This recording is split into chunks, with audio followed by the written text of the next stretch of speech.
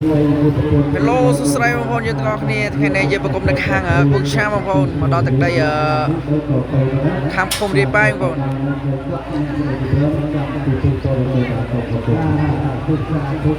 បងប្អូនយើងមកហើយចំនួនច្រើនបងប្អូនចង់និយាយថា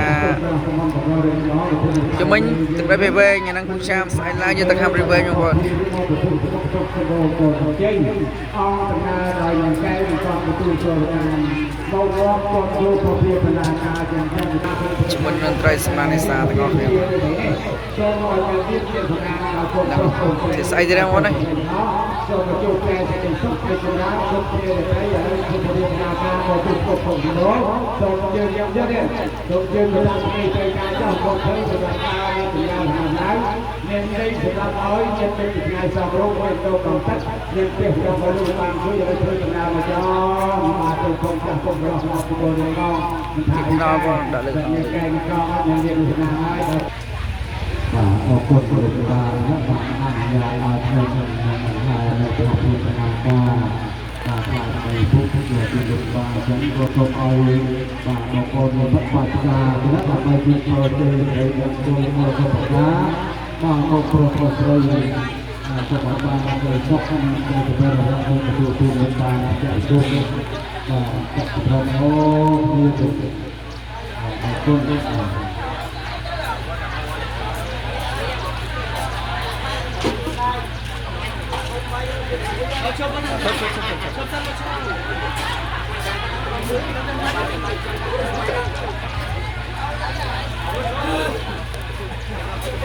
មុខឆាដល់ម្ដងបង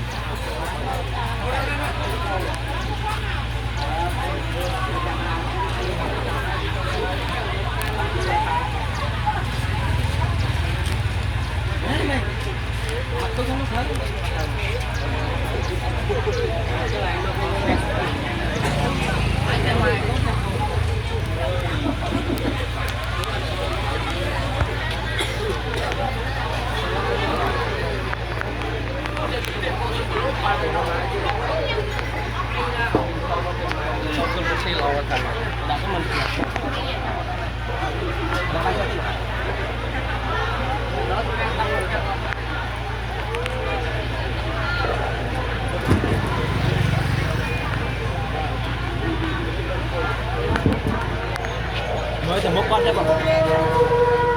anh nhầm lá ngồi nhầm là bằng ao nhá ăn cái bay đâu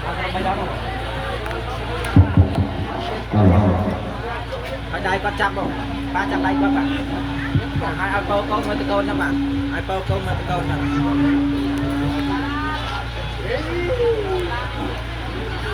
satu con bay đâu mà bằng bàn không bay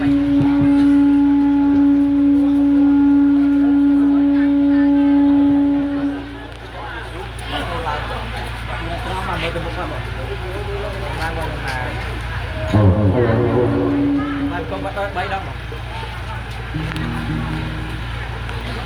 mà ba cho tay các con bắt được